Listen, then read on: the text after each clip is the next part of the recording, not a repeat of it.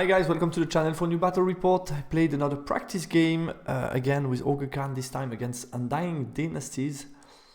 I was playing the following list. I changed a little bit. I tried to go for cheaper setup for magic, providing me 2 damage spell plus a couple of buffs would be enough for me, and trying with the damage spell to maybe get some tools against the chaff. The core remained the same. In special, I tried to switch a little bit. I went for cheaper Tusker instead of the 6 Merc Vets, and I also was able to field a unit of 5 Merc Vets with pistols, so cheap unit, just here more counter charger, and I can put the Pyro Adept inside. Then I have 2 Giant with Iron Fist, Devastating Charge. I think they are quite interesting for the price, and obviously the Mammoth under the Frost Mammoth, sorry. My opponent was playing the following list. It's a very tricky, unusual, I would say, UD list. Very, MSU style. Sorry, I forgot here to put that back. But basically, his main combat power is around the 2x6 Shapti and the 5 Tom Cataphract, supported by the Architect. That's basically the strength of his list, together with the Chariot also as well. And the rest are basically a lot of units playing around. We have 2x Skellies in ambush. We have 2x Soundstalker in ambush. We have the Sand Scorpion in ambush as well. And then for the magical setup, we went with Adept Cosmology together with the Casket of Fatep. I think the spell of the Casket are amazing. Thunder and Lightning and Soul Blight, 2 very powerful spells. So I think it's definitely worth it. And then he had another character as a chaff piece, basically. We played Spoil of War and Mutual Encroachment. Secondary objective, I had Slay the Beast. I needed to kill 1 unit of his Sandstalker or his General, and he had Seize and Secure. He needed to plunder the ruin in the middle of the battlefield that I elected for him to plunder, basically. You have the spell selection below. I think I forgot Truth of Time as well that he had. Anyway, matchup analysis. As you can see, I improved a little bit the display. I hope you liked it. So opponent's list, tricky, lots of ambushing units. Sandstalker, obviously a problem for Ogre because there are some expensive health points in the list, and I know that can be an issue for me. Primary, I think it's good news for my opponent because my board control, I'm going to push towards him. If you see the style of both lists, you see that mine is combat oriented with big unit, and he has more tricky list around shooting, range damage, and creating opening in the opponent's battle line. And basically here my board control will not give me the primary because it's Spoil of War, so I need to go in combat to get some scoring. I cannot use also Bruiser as chaff. The small darts cannot be used as chaff in this primary, so that's also a little bad news for me. Secondary objective, I think mine is doable, so Slay the Beast is here doable, and his should be hard to achieve. I will push towards him, so it's going to be hard for him to reach the middle of the map. Pass to victory. For Ogre, the close combat, obviously killing scoring unit to get the primary, and for UG, range damage, solo my advance and reduce the amount of threats. I think starting could definitely here be an advantage because I could be more aggressive. I could start like at the middle of the map with some of my unit, so that could be a huge pressure on his battle line. So definitely I would be happy to start, and my estimation of the matchup was rather positive. Deployment-wise, my opponent won the role. He elected to be the attacker, so he's going to start the game. He identified that it would be bad for him to play second here. So he dropped for first turn. I chose the side, just gave him the Impassable. I thought that could be more annoying for him, basically. And I'm close to the ruin that he needs to get into. So he has Shapti Archer, the Chariot, the Bunker. Here you have the Serpents, the little guy flying, and the Casket. So obviously not a lot on the table because 5 of his units are in ambush. Obviously that's why. So that was also a reason for him to start to make sure that his ambush come as soon as possible. My deployment, left and right post a Giant. On the right, I went with a combo together with Frosty and Halberd Merc Vets, try to go here. Then I place here the Shooty Merc Vets with the Mage. Here you have the Dogs, Bruises, the big block with the BSB, and the Tusker Cav. His turn 1, he pushed a bit towards me. You see my Vanguard of the Defender. Magic Face, he got Thunder and Lightning on the Dogs, do 4 wounds. Shooting is going to do another 4 wounds. So I have 1 dog alive. So I see first mistake in the deployment. The dogs should have been hidden in the deployment and they can go out later to be activated. So that was bad mistake for me. At least I passed the 8 rollable. Panic check, my turn 1. I push, but I'm seeing already that putting the big block without a Stalker standard in the 2 ruin wasn't the smartest idea. I tried to... Basically, I managed to cover all this ground for his ambush. Yeah, you can go a bit higher here, but you see the idea. So he still has some sweet spot here, which I think could have been easily avoided because I could have turned around slightly my Tusker to block those entrance ability for him. I think I could have done a better job here on the left flank. I think the back line and the right is okay, but the left flank isn't that good, and he can easily come here and target my Tusker, as you will see next round. So not that good, not that happy about my coverage of his ambush. In the magic phase, I get Fireball on his character, obviously. Boom, is weakness flaming, so 2d3 plus 1, we roll to wound. Managed to do 2 wounds, so he's still alive, and he dispelled the big one, obviously from Pyro. His turn 2, he comes out with most of his units. You see here the small scoring on Spoil of War, doesn't want to go in my backline, obviously. Scorpion here in the middle, also easily avoidable, and here the sweet spot. Targeting the Tuskers. Could have been avoided, I think, easily avoided. Magic phase, he gets Thundered Lightning with a score of 20, which allows him to target the Mergvets here, and or directly, I don't remember if he made it directly here, or I think maybe here, and then bouncing and 2 hits, and he killed my dog. So yeah, punishing for the mistake of the placement of this chaff. Shooting, the Sandstalker managed to do 5 wounds to my Tusker, and the rest did some more 4-5 wounds to Mergvets. So yeah, as always, it has some good range damage here in the list. My turn 2, I move a bit forward with the unit, so right flank I can start to activate since now I'm not anymore in danger. Here I start to move my giant in the front. Basically, I block this unit. If he wants to shoot, he's going to be chargeable. He could try to charge me, but I think that's a bit risky for him. Yeah, 4+4+ is very dicey, and the secondary is on those Stalker ambush, so that could be a bit of a problem for him. So I don't think he will be doing it and then shooting me. Yeah, he can go to the side here, but he doesn't need to. He needs to be very successful, because if not, I'm going to charge him. So that's also dicey. If he doesn't want to take any risk, that's just back, and here he can obviously move to my flank. I'm fine with that. Turning around to threaten the Scorpion, magic phase. I got Fireball on his character, so I move my Shaman is right here to get a nice line of sight on this guy here. Fireball, 2 dice get dispel, and then 4 dice Pyroflow get dispel as well. So that was annoying for me.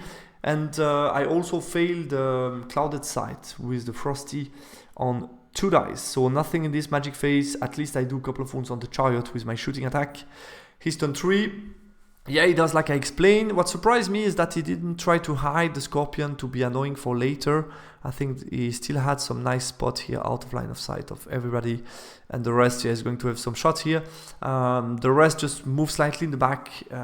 He hide his little guy thinking he's going to die. So he hide him in the back, trying to heal him maybe later. He gets the ambush also in his back line. Obviously, he doesn't want to give me any spoil. He gets a nice Soul Blight on 4 dice. Managed to do 3 wounds on my shooty Mergvet. I dispelled the heal, and he got Altered Sight on 2 dice, healing his Chariot in the process. Shooting, yeah, he did some wounds to my Mergvets. I think I have like 1 guy alive on 2 wounds, so obviously hurting me big time. What I was afraid of is him trying to target here with magic and shooting those bruises, which could have done some wounds and maybe yeah, not make me fit enough to fight him, but here's not the case, so I can charge him. I start to activate on the right flank and left flank. As you can see, the giant going into interesting positions. So here basically can charge me, but I have 2 counter charger that are not chaffable. So that's nice. And yeah, he has quite long here. I'm going to strike first, so no risk. And here like a 6 or outside, so that's fine. I hide the little Mergvets.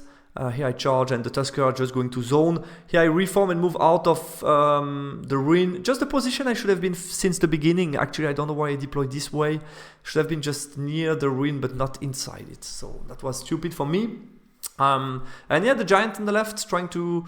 Basically, I'm zoning completely the Sandstalker, so neither of them can shoot me without being at risk of being charged. So that's basically the idea of Tuskers and Giant, which I like. I want to deactivate or to annihilate those threats, and the giant still getting slowly but surely into his backline in the magic phase, getting hereditary in the close combat to help me. But I only managed to do 2 wounds. I have 2 impacted.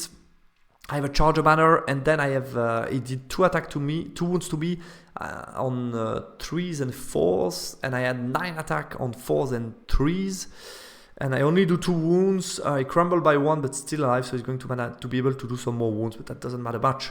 He's turn 4. Yeah, as you can see, he reformed his battle line quite defensively.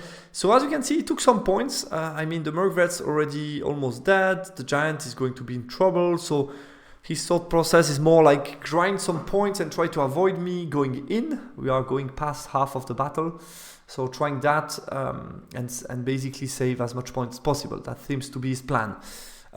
So it doesn't take any risk, any unnecessary risk to give away points.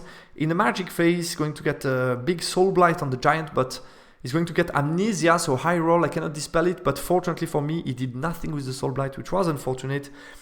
Heal got dispel, shooting, he's managed to do 3 wounds to my giant on the left, and some wounds on the Mercvets on the right. My turn 4, it's time to activate a bit more, so I chaff with the giant. And then I prepare 2 charges here. He cannot chaff them. He's too far with his little guy here. So he's not going to be able to chaff me. I have 2 easy charge next turn, maybe 3. So we'll see what he does. And if he go against the giant, then I can double charge him. So that's nice. Here I move forward with the unit here with some counter charge. Here I continue to zone with the Tuskers. Cannot do anything else. Here I find a sweet spot out of both line of sight, looking at the chariots. Thinking if you don't kill me next turn, I charge your chariot with like 10 attack strength 6, and we'll see what's left after that. So that's the idea. Still hide the little Mercvets. Magic phase, I get only clouded sight, and that was it. The rest was dispel. He's turn 5. He moves back with the serpent. Little guy comes here to try to haunt, cause some trouble, maybe chaff later, and kill this guy with a little bow shot. He moved forward to shoot me. He stays here, just to be a threat, and is going to shoot me with what he can. I have 4 wounds. Maybe I can survive. We'll see. 6 safety shots plus the scream from the side, the Sunstalker. It's dicey. Depends also on the magic. I don't expect to survive, but if I do on a couple of wounds, maybe I can be a threat. In the magic phase, he failed the Will and Woe. He got -2 offensive on my Mercvets on the right, and then he tried to get Truth of Time, which would change the charge roll of the Mercvets from a 2 up to a 4 up, so I obviously don't want that. I want to get in, so I dispel that with 5 dice against 4. Shooting, he killed my giant in the middle. Let's move on to my turn 5. I charge with all 3 of them, but I failed the Frosty on the 3 Swift. The Mercvets makes it on 2, and that was automatic. So that should be enough. Here I push out of line of sight of the chariot with some bruises to support, but I'm not really scared, and I tried to eat something on turn 6. Basically, the rest remains conservative. He didn't kill me with his bow shots. Now it's my turn. I have 2 pistols, hitting on 4s, wounding on 4s, I guess. Maybe I can kill him. We'll see. In the magic phase, I get Rod of Battle on my Mercvets in the close combat. He dispelled Children of Fumi, and I get also the Dragon Breath. Shooting, I fail to kill his guy, and close combat, going to roll insane with 21 attack on 3+, rerolling the 1, battle focus 2+, rerolling the 1. I'm going to do 23 wounds before the regen and armor save, but he's not going to be able to save anything. So that's just a 1 shot. From the Mercvets here, overrun into here. Here I reform, looking that way to get something more turn 6.